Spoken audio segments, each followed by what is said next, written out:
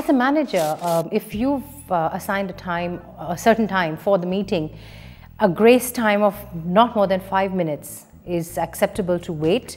Proceed to start, given that you have the correct quorum, in order for your meeting to actually begin and be productive. Because if you have only 10% of the people that you've actually called for, starting the meeting becomes quite meaningless.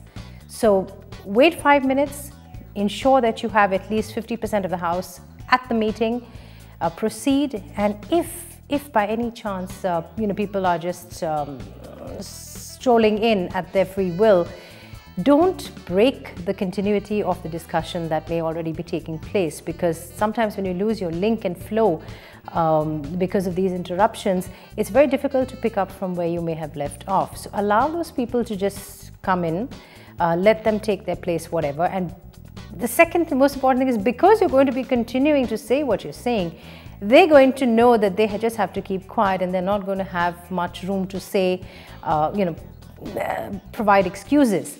So also giving them the drift that you mean business. So when that issue is over, that's perhaps the time when you can ask why those people are so late.